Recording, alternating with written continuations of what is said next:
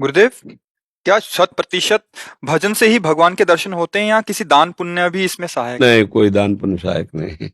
दान पुण्य एक शुभ कर्म होता है।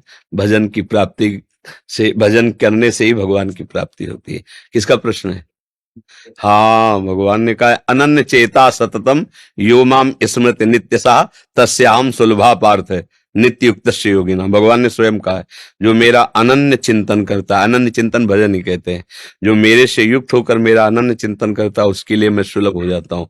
दान पुण्य के लिए स्वर्गलोक आज बने हुए हैं, महारलोक बने हुए हैं, तपस्या के लिए तपलोक बने हुए हैं, ब्रह्म ऋषियों के लिए जनलोक ब्रह्मलोक तक ये सब बने हुए हैं। लेकिन भक्तों के लिए भगवान का जो निज धाम निज रूप वो भजन से प्राप्त होता है। वो तपस्या और अन्य साधनों से नहीं मिलता।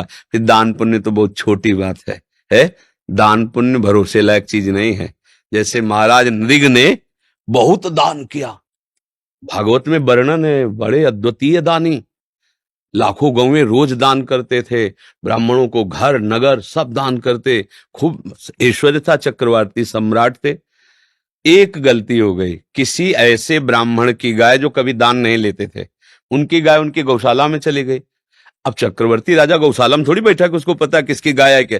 जब गौ सुबह दान के लिए और नित्य सुबह दान करते थे, तो वो गाय उन गायों के साथ एक ब्राह्मण को दान कर दी।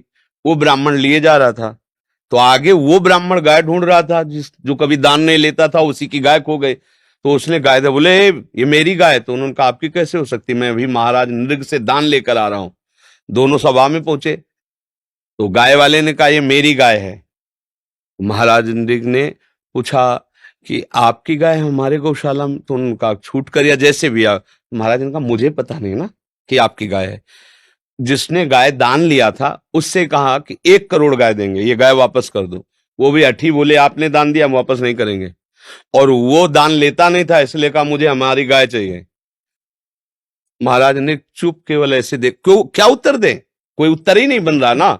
जिसको गाय दी उसको दे रहे कि और गाय ले लो, ये गाय वापस कर दो, वापस नहीं कर रहा।